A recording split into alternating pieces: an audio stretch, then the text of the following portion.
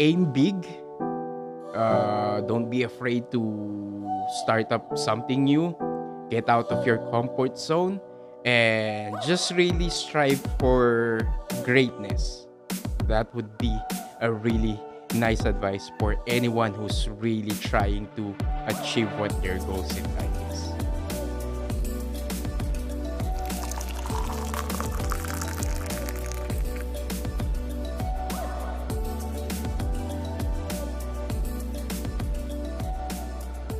Hello again, and welcome to another episode of the Commerce, Coffee, and Community Podcast Entrepreneurs Edition.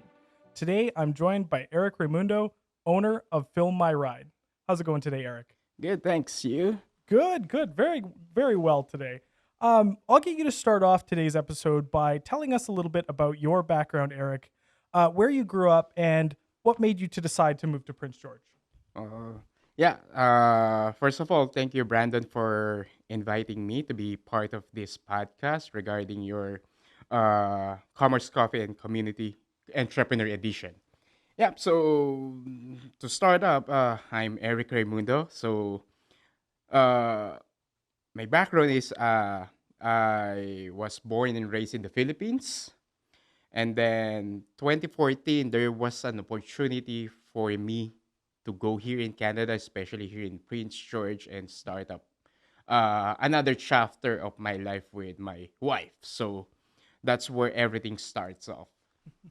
No, that's great. So you were able to come from the Philippines, move to Prince George, start your family here, and that's really great to see. What is it that you did back in the Philippines? Well, before I moved here in Prince George, I used to be managers of certain businesses, but the last one was a fast food chain, Okay, which is the biggest fast food chain in the Philippines. It's almost synonymous as McDonald's in the Philippines, which gotcha. is Jollibee. And I think Okay, Jollibee now is getting popular here in Canada. right. One just opened in Vancouver. There's at least two locations in Calgary and also in Edmonton. So Gotcha. So a little bit of like Philippine food coming over, and yes. that's really Mhm. exciting. I've heard good things. I've got to try it one of these days. Yeah, for sure. Especially the chicken and spaghetti. Yeah. So, Oh, really? yep. Okay. That's very interesting. Mhm. With that, tell us kind of how you got, you came here, you moved here with your wife. What did you do for work starting out here in Prince George? When I first moved here in Prince George, I started working on one of another fast food chain.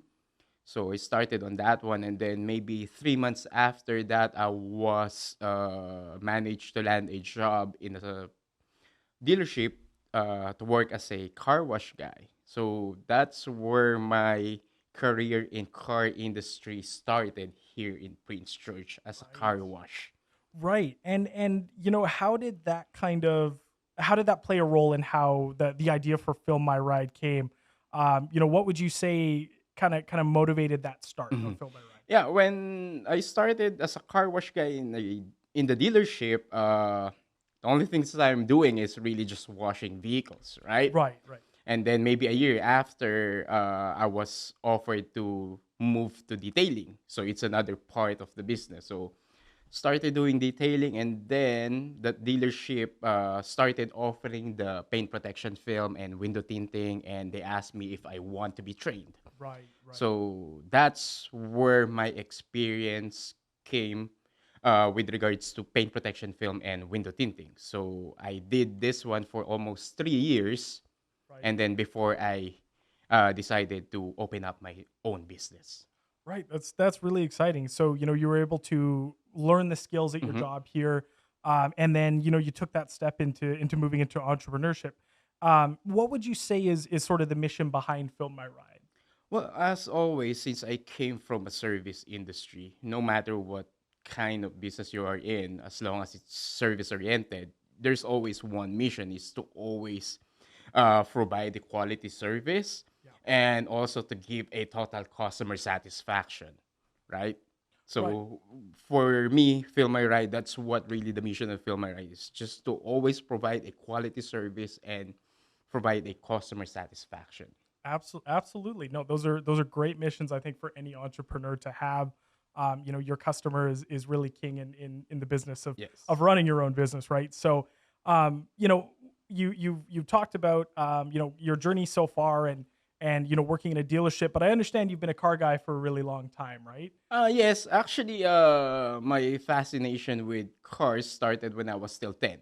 Okay. Back in the Philippines, owning a vehicle is really a luxury. It's not Okay. a necessity. Not everyone can afford even a used vehicle. So growing up, I only managed to have a bicycle. So I put up my own bicycle. We don't usually buy uh, already assembled bicycles in the Philippines. We usually Okay. source out parts or something like that, do on Yeah. your own. So that's where my inclination with vehicles started. And then after that, I was able to manage to own a vehicle after graduating college, even though it's just a second-hand vehicle. That's the first time I was able to at least own my own vehicle, something Right. like that. Yeah. Right. That's a huge step. Yeah, Yes. yeah. And I think that's really cool that there's that custom bike culture going Mm-hmm. on. It fits so well into what car guys love to do. They Yeah, love to tinkering their customize. vehicles, right? Exactly. Tinkering their ride. Yeah. So I got to ask, of course, that to follow up with that, what would be your absolute dream car? Absolute dream car. Since even in the Philippines, I was really a Nissan fanatic. Right. Currently, I own a 1982 Datsun 280 ZX Wow. Very and a cool. 1987 Nissan 300 ZX. Very So cool. I'm really into a Z car. So if you're Yeah. gonna ask me what's my dream car, it's still gonna be the 240Z or Okay. 240Z, the first generation Datsun Z car, something like Right. that. And also another one would be the GTR. If you're Of really on a course. Nissan, it's either of the two, right? So yeah. Right. That's very cool. Yeah. Now, on the weekend in your off time, not that you have a bunch of Mhm. that, you're a very busy guy. Yeah. What's your favorite thing to do here in the community? Well, actually, with regards to, let's say, events or usual activities, I usually spend time with my kids doing camping and fishing. Right. Whenever I have free time, we always go to the nearest lake that we have, Yeah. just do some fishing, just teaching them how to do fishing and also camping because we have lots of Yeah. recreational places in here. I mean, Such a great area for campgrounds, it. there's lots of it. Yeah. And aside from that one, I'm also part of Prince George Community Band. Oh, I okay. play trombone and euphonium for the band. Oh, very cool. Yeah, Okay. I started or I was a member since 2016. The only time we stop is after COVID hits. But good thing, tomorrow, Tuesday, would be our first practice for 2022. So it's a little bit That's great. exciting. Yeah, That's great we to will be to back in action again. exactly Yeah, have that come back. It's so good to see, community events hmm, start to come back for now sure. that COVID's kind of wrapping up here. Um, from there, why don't we go and discuss the very start of your entrepreneurial journey with Fill Hmm. My Ride? What were some of the first steps that you took to prepare the business concept? Okay, yeah. Since I have a degree in marketing, so what I first did is I did a business plan. I did a Right. market research. Is there really a need for this particular service? Even though I'm already in the industry, I don't see the bigger picture because I'm just an employee, right? Right. I don't know the numbers, how things go. So what I did is I really just see who are the competition, Yeah. how many vehicles can be done, or is there enough business for me to really venture on this one? So those are the things that I really factored in first before I jump into opening up my own business. Definitely. It's really important when you're, coming up with a Yeah. business concept to make sure that there are customers ready for it and Yes. and that you can, support yourself because Hmm. it's a huge risk, Of right? course, right? Any business Absolutely. is always a huge risk. Definitely, definitely. So that's great. I think that's a great place for anyone to start is to do your market assessment and see if there's a use case for Hmm. your business. Now, when you started Fill My Ride, you had a partner, correct? You went Yes. in with Lorenzo Lorenzo. Zia. Yeah. Yeah, absolutely. So When you started the business with Lorenzo, what kind of gains, I guess, do you have when you start a business with a partner to help contribute to your success overall? Um, the good thing about having a partner is there's always a distribution of responsibilities, right? Right.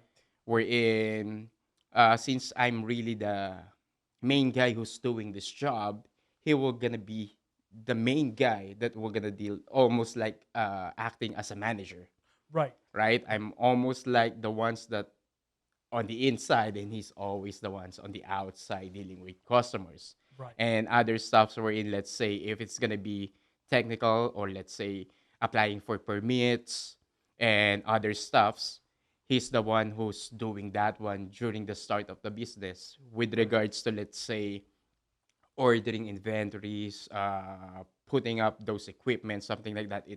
It was my responsibility. So we have our own venue, and we managed to really work on that one, right? Rather than Right. just by yourself and you try to figure out how I gonna be able to register my name, how I gonna be able to get business permit, how I gonna be able to set up my taxes or something like that. Yeah. It's Yeah. gonna be really challenging, Yeah. right? Definitely. So having that extra help is It's so really helpful, and it yeah. really works out fine. Yeah, definitely a Mhm. good benefit to be able Yep, to distribute those, the responsibilities, responsibilities. and between two people with different skill sets, Hmm. right? If you're thinking about starting a business and you feel really strong about your Hmm. finances, like your financial ability and Hmm. the service maybe, but you don't know how to sell it or you don't know how to apply for certain things, Yeah, it can be really helpful to have to have someone there. someone. Exactly. Yeah. Exactly. So, no, so that's great to just sort of touch on, how partnerships Hmm. can help you formulate a business. Now, of course, you started Fill My Ride in 2019, correct? Hmm. And right around the corner was that big nasty, COVID epidemic, which really impacted businesses, particularly businesses that had still been starting infrastructure Yes. wise and building. So, how did COVID-19 impact Fill My Ride, sort of at the start? Well, at the start, it really impacted the business because, as far as I remember, it was March, late March or early April, if I'm not mistaken, that the government told everyone to close their doors. Yeah. I remember that one. It was really nerve wracking time that time because there's lots of uncertainties. What will gonna happen? Are we still gonna close our door for how many months? That's the one question. Yeah. Second, how are we gonna be able to pay our bills, the Right. utilities that we have? It will not gonna stop. We tried to call each utility company and something like that if we can defer. Of Right. course, those things didn't happen technically, right? So Yeah. yeah, those are the questions. How are we gonna be able to pay the bills? And lastly, how are we gonna be able to pay ourselves? Right. Where will the money gonna come from, Yeah. right? Absolutely. So yeah, it's really scary. I mean, Yeah. those times are really scary for the business. Yeah. It definitely navigating something that, for our generation has never happened Didn't, yeah, before. no one really experienced this one. And aside from that one, you're still fearing that what is COVID? What Yeah. if I Yeah. I got sick? What will gonna happen? We don't know what COVID is, right? Right. Right. So not only uncertainty for your For business, business, but it's also for your health, right? yeah, no, no, absolutely. So and how did you guys kind of make it through that really tough time? So during that time, we really managed to, for the meantime, we didn't take any pay. We Right. just make it from day to day, see how it goes. If there's one customer that, let's say, he just want his vehicle tinted, we will just gonna schedule that day. He Yeah. will just gonna drop it off, and then once it's done, he will just gonna pick it up. No Yeah. contact or something like that. Right. Right. And then the good thing is the government launched the CERB. Right. Right. So Yeah. at least on the financial standpoint, it helps the business a little bit just for us to continue. Because of the Yeah. CRB, we managed to at least pay our bills and even get something out of it, right? Right. Oh, exactly. So you were able to kind of, It bridged the navigate, gap a little bit. yeah, Yeah. and make those sort of tough decisions. Hmm. It always sucks to not be able to pay yourself, but there are Yes. times, right, with Hmm. with entrepreneurship in particular, where the bills to stay open got to come first, and Yes, you before you pay gotta yourself, right? exactly, exactly. No, definitely challenging. So, um, you've been operating the business since 2019. Hmm. You've been through quite the time so far with COVID and everything Hmm. else going on. But what would you say has been the most satisfying part of your journey so far? Well, the most satisfying part is, as we mentioned earlier, is during the COVID time as well. Because Yeah, for me, the business is still young. We don't have any customer base yet. We're really new. yeah, So to manage to survive for 3 years now and becoming continue as a business, it's I can say that I'm already proud that we managed to get over the hump of COVID. yeah. Yeah, Absolutely. and I also would like to thank my wife because during that time, my wife is really the one who's providing for the family during Right. the earlier times of COVID because she's the one who's working. Yeah, Even though I want to work, I can't do anything because the business is closed, yeah, right? And there's lots of uncertainties. It's really my wife who really yeah. helps me a lot on this one, especially she's always supportive with regards to the business. So, yeah, That's super great to hear. yeah, I think family support in entrepreneurship is really important, as always. and that's so great that she's been such a rock for you. Hmm. That's awesome. Now, of course, on the other side of that, I got to ask, what's been the most sort of hair pullingly painful time for you? I mean, it sounds like it was probably COVID as COVID well. as well, but also there's some cases wherein sometimes you're gonna have some issues with customers Yeah, on yeah, there's one instance wherein there's a miscommunication between the customer and us wherein it's supposed to be a full installation but we just managed to install half of it. There's some confusion, something like that. right. Those are really hair pulling situation because uh, it's either you're gonna lose money Yeah, or you lose your customer or you're gonna lose both. exactly. Yeah, So yeah, yep, even though we had issues or the customer got some issues with that one, eventually we figure out how we're gonna navigate that one, and eventually we win back the customer, and yeah. he even gave us a 5-star review because of Right. how we handled that particular situation, Yes. Yeah. right? Yeah. Entrepreneurship is definitely make or break on those kind of hair pulling times, right? Yes. And I'm glad to hear that you guys were able to work that out with the customer there. Mm-hmm. Now, sort of to wrap up the section here on your journey, what's one piece of advice you wish that you would have had at the start of Fill My Ride? Uh, s- for that one, maybe I could say the one piece of advice that I should have before opening the film, right, or the business is uh, expect the worst, or Right. things might not gonna go the way you planned it, and you need to expect or at least anticipate that one. Yeah.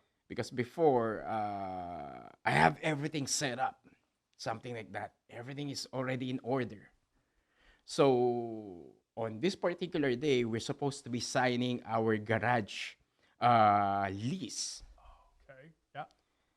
When I was looking at the policy, it was just sent over to me, and then all of a sudden, the owner said someone already took the garage.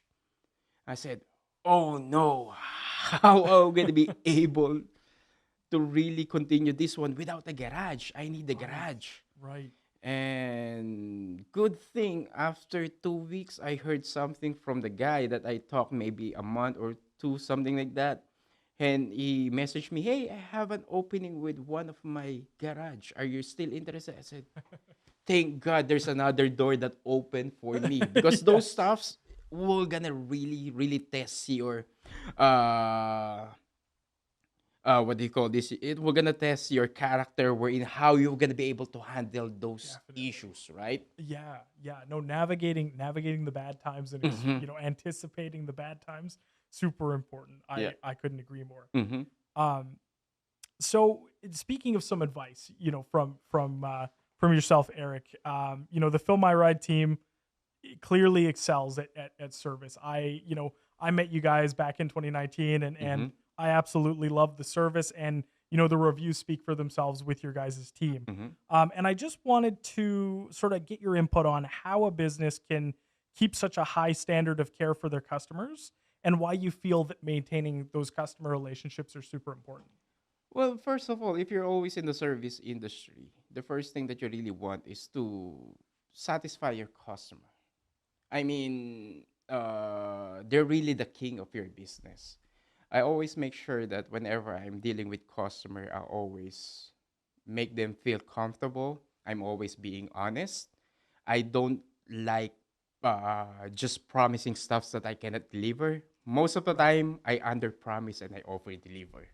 I don't do the The other other, way, right? definitely the Something way to like that. go. Yeah. Yeah. And of course, I always give them the touch of personal relationship with your customer. It's not just a blank, let's say, a counter we're in. There's just someone in there. No, I always want to interact with the customer. Especially, I'm also a car guy. Whenever a customer brings in a really nice vehicle, I always appreciate that one. I even show them my vehicle as well.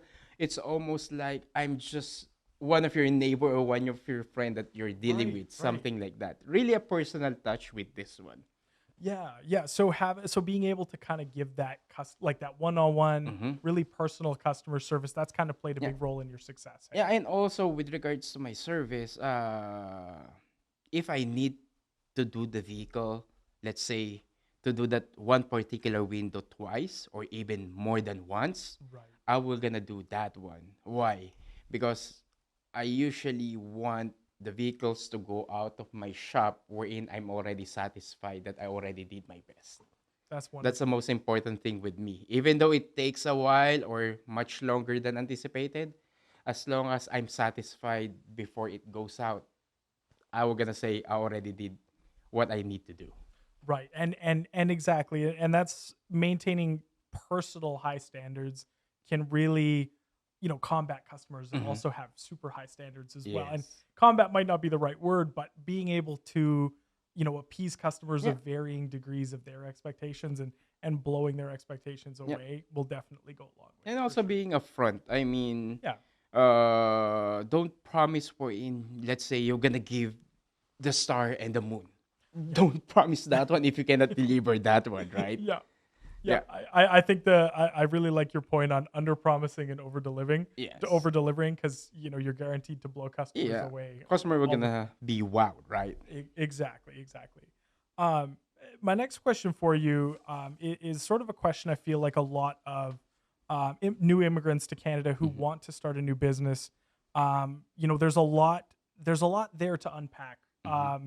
In terms of coming to a new place, and learning the not only the business culture but also the community Different culture, and culture. Yeah. trying to overcome those challenges to start a business. So with your story of coming from the Philippines and being able to navigate sort of the cultures and the different legislations, and all the different things involved with Mhm. starting a business in Canada, what advice could you provide for them, and maybe what are some of the challenges that you personally faced and were able to overcome? Well, with regards to the challenges, maybe the first challenge that I'm having right now is really the language. I mean, even though we can speak English, we're not really fluent speakers, right? But I'm really trying to really improve my English to certain degree wherein everyone can at least understand what I'm trying to say, or at least we're gonna have an understanding with each other, right? Something like that. With regards to the culture, one advantage of having a partner is uh, there's another person that has the experience with regards to, let's say, culture. Best example is Lorenzo. Yeah. My partner Lorenzo is, even though he's a Filipino heritage, he has a Filipino heritage. His parents are both Filipinos. Yeah. He was born and raised here in Canada. So with regards to the culture, or let's say legislation or something like that, Yeah. he already know how to navigate that one. It was not that hard for me to really identify that one. He just guided me and really showed me, hey, this is how things is being done in here. Right. how he usually talks to people or something like that. At least I have someone, right, that Definitely. knows those stuff. So those are Yeah. really at least a good thing to consider if in case you're gonna venture to something. At least have someone with at least an idea or at least an experience with regards to let's say legislation or rules and regulation or how to navigate these areas.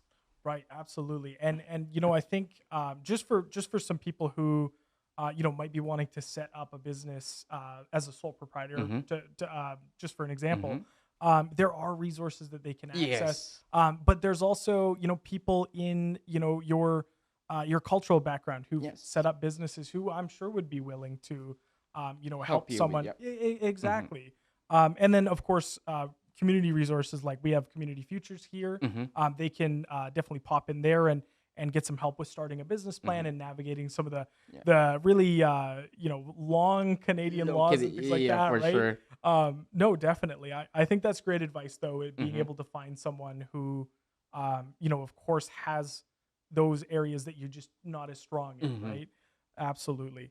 Um, so that'll take us into the next question, which is it's kind of interesting because we've talked a bit about yourself, we talked Mm-hmm. a bit about Lorenzo becoming a partner, but Lorenzo's no longer part of the business, right? Yes. So it's all Eric at the moment, Yes. and that kind of that's kind of an interesting thing to touch on because a lot of people think I'm going to go into business and my friend who I started the business with me, we're a team forever, right?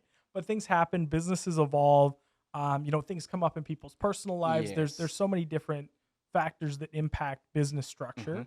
So as that kind of happens, how do you navigate, or how did you navigate sort of that change from, okay, I have Lorenzo's help in a partnership, Mm-hmm. and now it's back to now it's all on me On kind me, of thing. right? Exactly. Yeah, for So sure. yeah. As I've said, I have some business background before, so it really helps me to navigate this one. And also during the time when Lorenzo was still part of the business, I make sure I ask questions with him. We sit down, talked about how we were able to address some issues or what are the things that he's doing, how I be able to learn that one so that if in case he's not around, the business can still uh move on or something like that. So because sometimes he also takes a vacation break, right? Right, right. When he's out of town or on vacation, I fulfill all of his responsibilities. So Yeah. at least that way, if in case you will just gonna be by yourself, you already know how to navigate or at least how to make the business function even just by yourself. Yeah. The knowledge,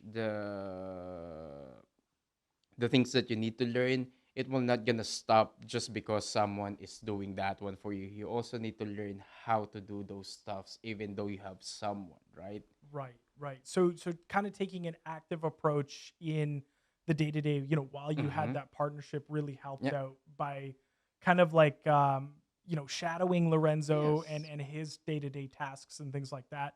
We're able to kind of help you confidently take over the Yeah, because business, if you right? have business, it's a 24/7 thing. I Yeah. mean, it doesn't stop you from learning everything. If you're already good with what you're doing, find other facets of the business that you're not yet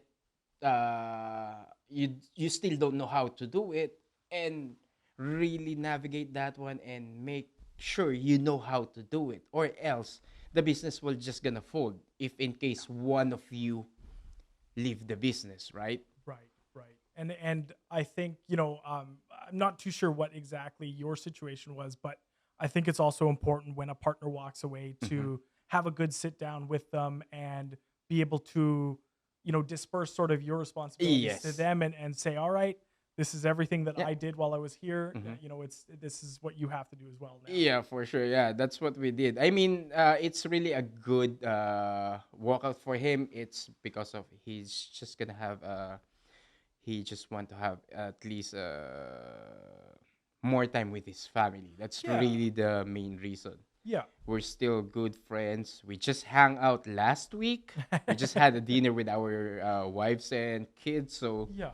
yeah, it's really a good partnership It's just that he just need to commit his time Yeah. to his family, something like that. Absolutely. And those things come up, right? Yeah. In your journey, whether it's family or illness Mm-hmm. or, just taking a different step in their life. So Mm-hmm. I'm really glad that you had that to share with us for navigating a partnership Mm-hmm. change. That'll take us to kind of my last question for this section. Where do you see Fill My Ride in 5 years from now? What's Eric's grand plan for Fill My Ride here in Prince George? Actually, since my plan for Film My Ride is I don't want to become too big, wherein the personal touch of the service will just gonna be alienated with let's say you have a receptionist doesn't really care about the customer anymore. You have Yeah. employees where Yeah. if in case I just want to be on a still a small scale, maybe having at least 2 to 3 employees, something like that, especially being a specialized skills that uh, someone really need to develop themselves in order for them to perform the job. So Right. it's not easy to uh, get that one or learn that one right away. You really need to make sure you have the right people, something like that. So as much as possible, I just want it to be still on a personal side. We're in not too big, not too small, maybe 2 more employees or something like that. Yeah. And I also want the growth to be natural, organic. Yes. Yeah. Because the last thing that you want is you become too big and all of a sudden the structure failed because you were not designed really to do that one. Exactly. Expansion here, Yes. upscale there, and then all of a sudden you cannot meet the expectation that the customer was expecting from you from the day one. You will just gonna set yourself for failure. I just want it to be organic or at least a natural growth for the business. I just don't want to chase my tail, something like that, and later on just gonna fail, right? Exactly. Yeah. I think that's a really good goal as well for businesses Mm-hmm. because with a business like yours and Eric really being a part of what Film My Ride is, being able to interact with you as the owner and having that high degree of service being so important to your business is something that you kind of do have to scale. And Mm-hmm. and you also don't want to get super overburdened either, right? Yes. So no, I think that's great. Eric, thank you so much again for being a guest on the podcast today. I would just love for you to close the show out today with one last piece of advice that you can share for young entrepreneurs who are trying to start their own business. Well, thank you so much, Brandon, for the invitation to be part of this podcast. I really appreciate that I can at least share my experiences and knowledge with regards to really running your own business or starting up your own business. So maybe one piece of advice that I could say for future entrepreneurs or would be uh, don't be afraid. I mean, putting up your own business or starting somewhere is really a scary thing to do, but you will never know what will gonna happen. Don't think that it will gonna fail. Don't think that it will gonna succeed. No one knows. You just need to do it and do the best that you can. And from time to time, you will gonna see where you were gonna be. I mean, look at me. I started from nowhere, and then now I'm already 3 years in my business. Who will gonna know that I can manage to at least last for 3 years? So aim big. Don't be afraid to start up something new. Get out of your comfort zone and just really strive for greatness. That would be a really nice advice for anyone who's really trying to achieve what their goals in life is.